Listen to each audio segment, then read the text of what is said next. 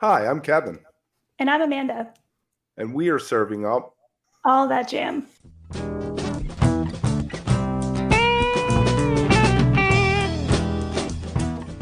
A lighthearted look at the weekend jam bands. Where we break down the jam scene's biggest stories, Talk new bands. upcoming tours, And show reviews. A little laughing, some hot takes, and an always positive message for the community. Week of August 13th, 2023. Kris Yunker. Welcome back. We're really excited that you're here with us today. I'm Kevin, and I'm here with Amanda, and you're listening to the All That Jam Weekly Wrap Up, a lighthearted look at the weekend jam bands. We are through the dog days of summer, and with less than 3 weeks until Fish Sticks and Labor Day, there's a lot going on as everyone wants to get a few more shows in before it's back to the books. This past week, we spoke to Jen Durkin, Nikki Gillespie, and Jack McEwen from the Psychedelic Porn Crumpets. So make sure that you look for that coming up in the next couple weeks. This week, we have the top 3 stories coming up, and Kris Yunker on Yunker Funker, playing with a wide range of people, which he does. His single, To Be Fair, plus a lot more. How are you, Amanda? Kevin, I'm doing well, thank you. I'm super glad to know that we are getting closer and closer to Labor Day weekend, which is going to be a lot of fun.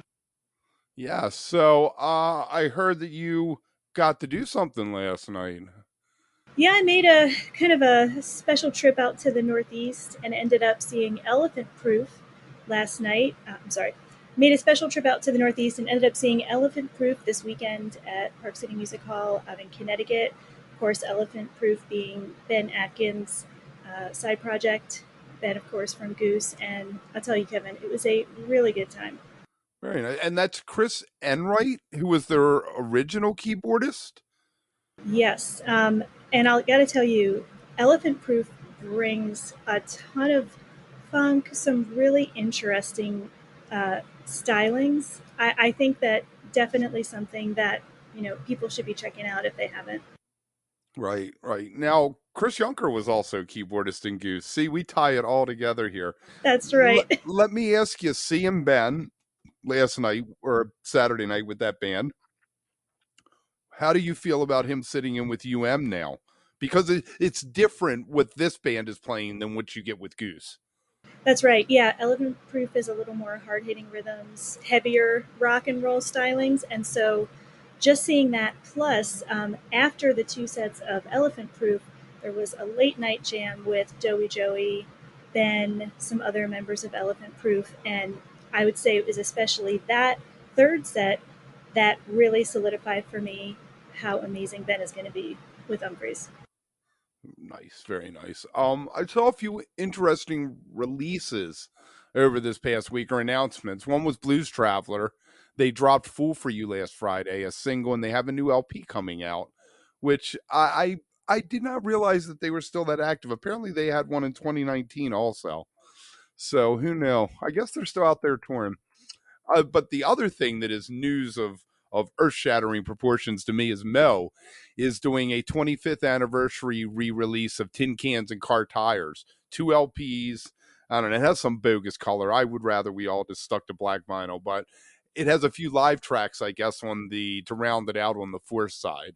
So I'm very excited about that. And then one more thing I saw that I wanted to ask you if you had heard about this. Jay-Z, he had something called the Made in America Festival, apparently, and it was canceled. It's supposed to be September 2nd and 3rd. I guess this was the second or third year, and I thought that was interesting. So That's right, and really all that I saw about it, some mention of severe circumstances, but I don't really know much more than that. yeah, it's pretty crazy. All right, so with that, since we gave you all that, let's jump into the real. The top 3 stories of the week. Yeah, let's get into those stories. I do have to add though, one more debut album popping out really soon, just because this one caught my eye. Do you know Shaq has an album coming out, aka DJ Diesel? Oh, nice. Yeah, he played at Camden Yards after an Orioles game like a month ago and it rained. So I don't think he went on till like way late and everybody had rolled out on him already. Well, that's one to look out for. I think that's going to be August 18th. Guerrilla Warfare is the name of that one. So just wanted to, add that to the list. But we do have some stories this week that I wanted to share, and these are kind of all across the board, things that just caught my attention. The first, I guess, might be especially meaningful for those of us who lived through the first generation of iPods. Now, if we think back, when that came out, and I don't know how you felt, Kevin, that was one of the absolute coolest, most exciting, tech innovations that I had ever seen at that time. And so, one thing I saw recently is that it was a first generation iPod that was purchased back in 2001, never opened, sold for almost $30,000 at an auction recently. Wow. Mm-hmm. I was grumpy. I was always MP3s don't sound as good as WAV files. So it took me a while before I caught up. But once I figured out I could put like 60 different shows on on a device and carry it around with me, I was like, I guess this is cool. Yeah, and I think a lot of us probably went through that, right? We had to kind of justify the convenience and the efficiency over maybe, just understanding that there's going to be some quality differences, but ultimately it's just such an incredible thing. And so what happened here is whoever it was that had that iPod received it as a Christmas gift, literally just put it on a shelf in a closet and did not touch it for 2 decades. Wow. And they paid their mortgage for the year. Seriously, right? I hope it went to something fun, but a mortgage is also very important. But I mean, think about it. So, that whole concept of the iPod was discontinued just a couple years ago. Um, and, I think that says a lot too, right? Things are continuing to change all the time. But when it was released, I mean, up to 1,000 songs in a, Right. real small kind of pocket sized device. That was pretty revolutionary. So that one brought me back a little bit down memory lane, and 30 grand is nothing to joke about. So congrats to whoever that was. I thought that was Yes. kind of an interesting one. The other stories I have, let's see, the second one I actually saw on NPR, um, but I thought this was something that a lot of us might be interested in. I had not heard about this legendary private collection of early blues music. This was something that was kind of new to me, but this private collection has just been released, and it was known as the Monster. So I don't know if you've heard of this before. I hadn't. It's an archive of 590 reels of sound recordings, hundreds of boxes of manuscripts, interviews, you name it, playbills, posters, and they were all collected by somebody named Mac McCormick, who was a blues researcher, an ethnographer, and he spent years of his life, Kevin, just going through Texas, American South, in search of great artists to record. So this entire collection now has been made available, or at least a sampling of it, from Smithsonian Folkways, who really does great work. And so that's something I'm going to be checking out.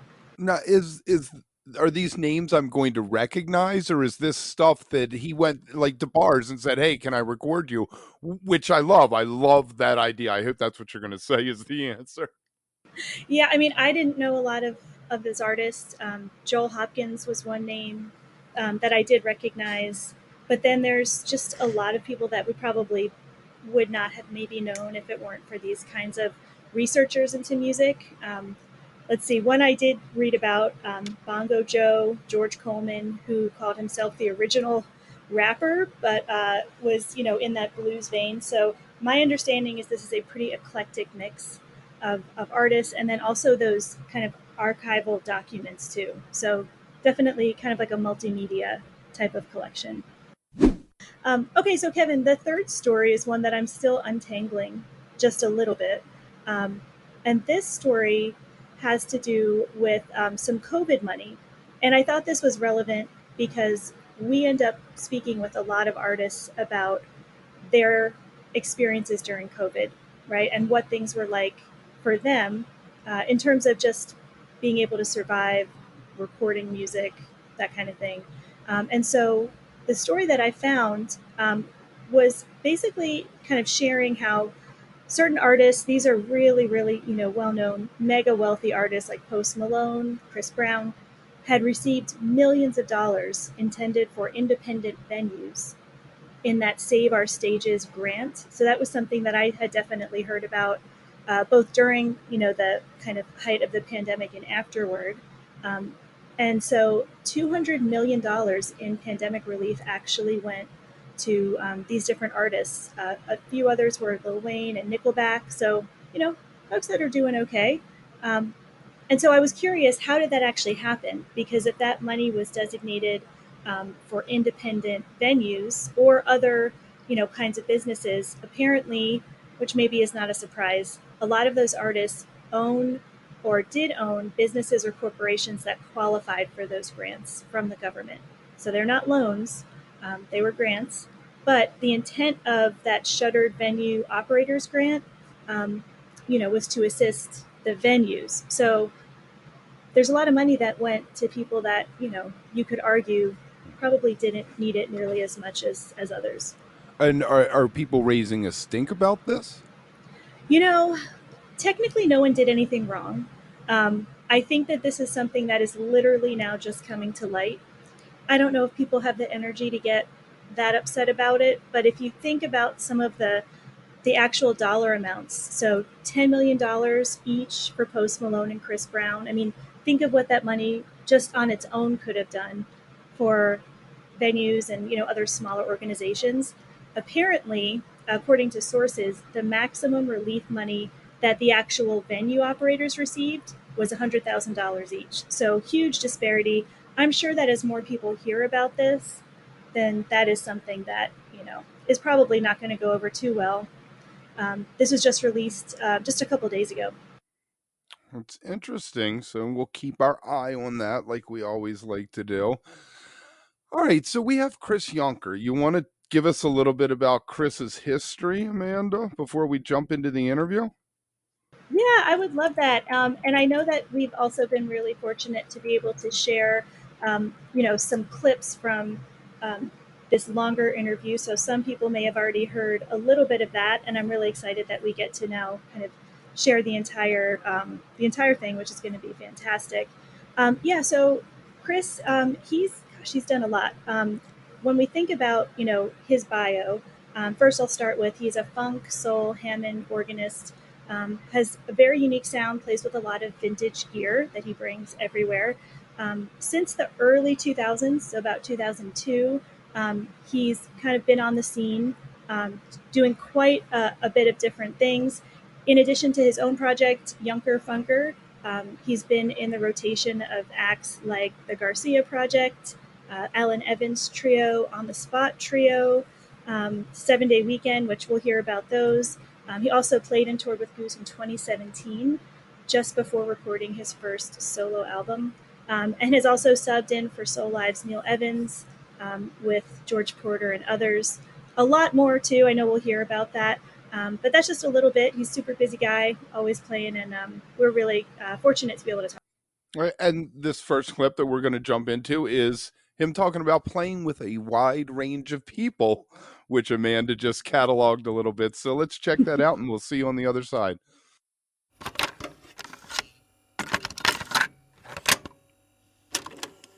So, and you have your own project too. Yeah, I've been calling it Yunker Funker lately. That was coined by my girlfriend Kelly Burr.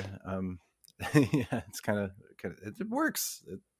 It's a nice little play on words, but then that's just got a rotating cast of whoever I get involved.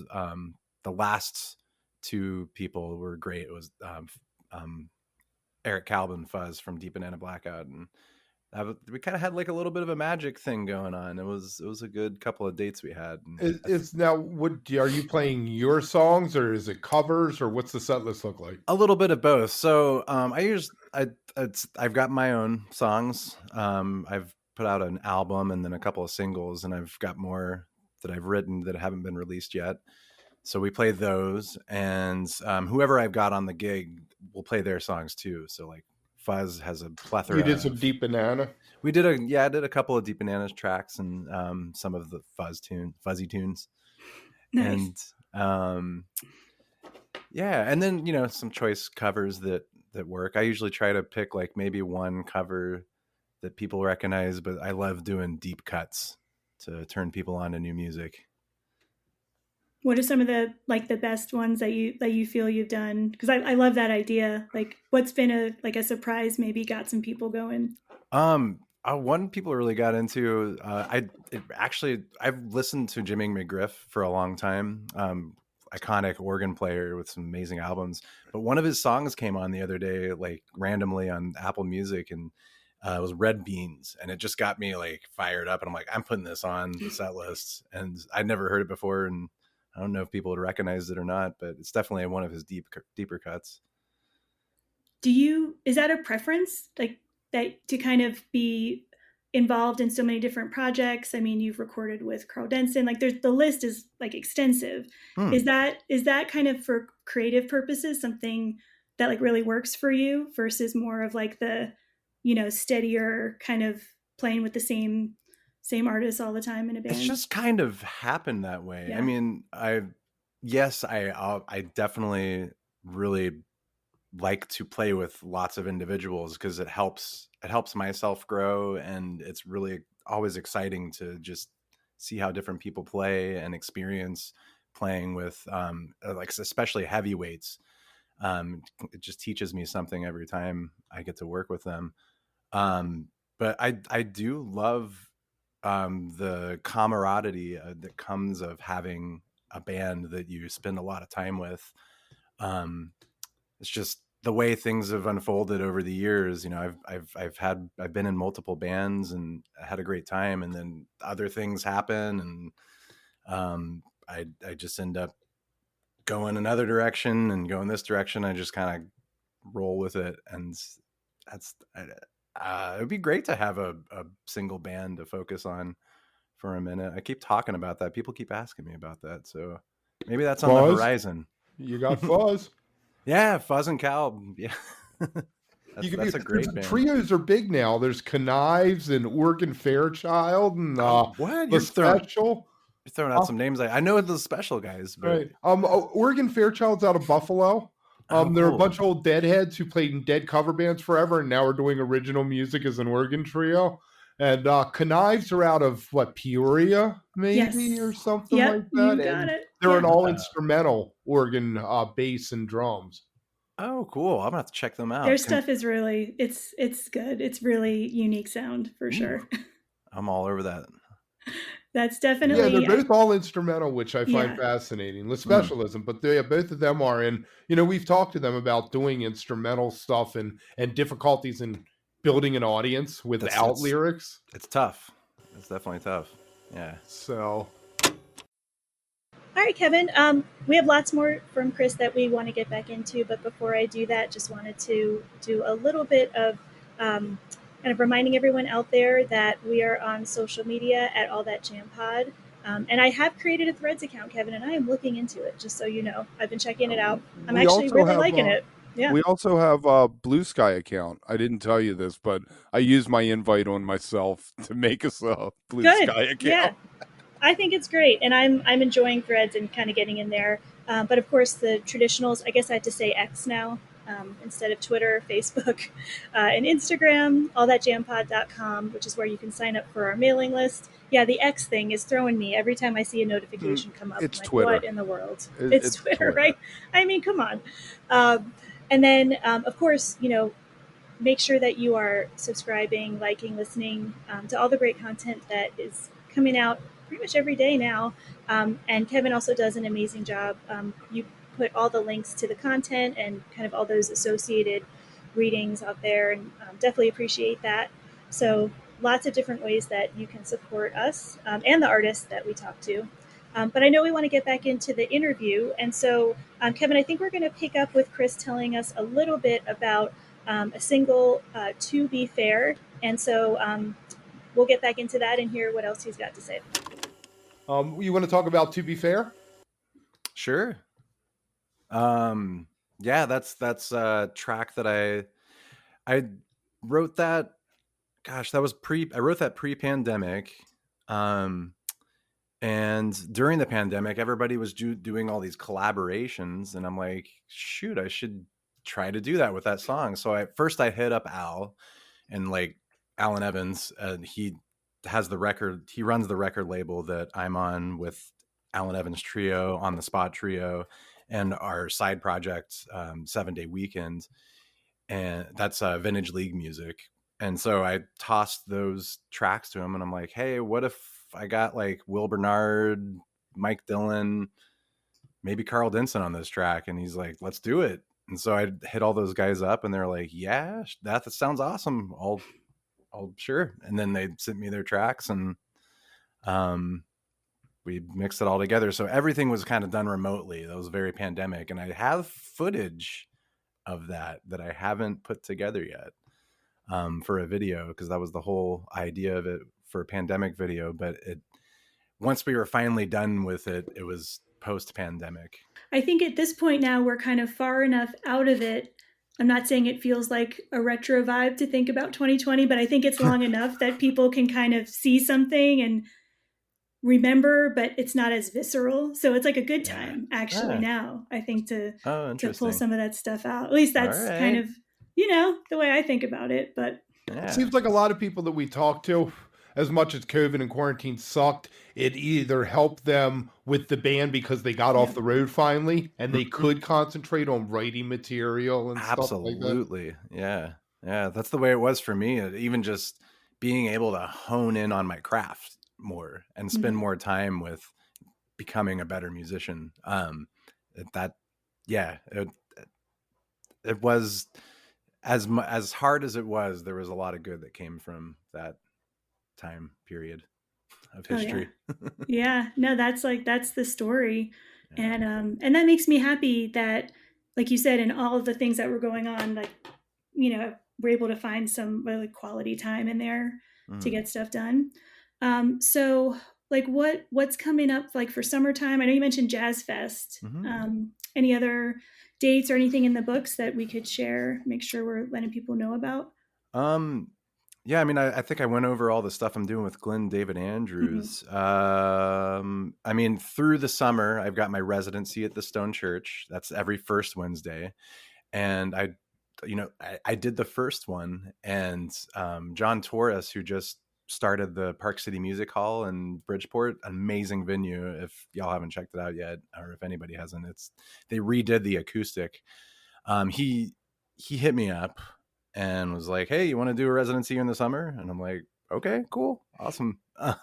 He got really excited from the Stone Church and saw how well that was doing. So that's happening every second Wednesday through the summer at Park City.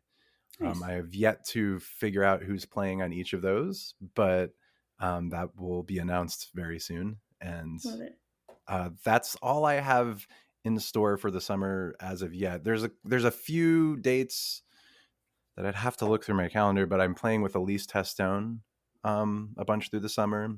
And then, of course, Glenn David Andrews' band. He's hasn't released the dates yet, but he's booking a bunch of that. And all right, before we get back into this last thing, which is where he talks about the state of the industry, because I like about that, let me tell you about this week. Tomorrow we got Two Bob Crew, their origin story with Luke. We got Alex Wasili on Very Good Mondays and Stevie Wonder's band, which plays at Very Good Mondays. Thursday we got Dan Africano on Death by Dub and John Brown's Body. He has that. It's coming out next weekend, Amanda, I believe. He has a single coming out, maybe. That's right. As far as I know, I think that's right. Yep. Friday, Nigel Hall on his new studio time, and he offered up that he's playing sober now for the first time in a long time, and that's very interesting and inspiring to hear him go through that. Saturday, Matt Ruffino, our old buddy from the Today Show, on mixing for House versus Stream, because that was a thing going on then with Fish when we had the interview.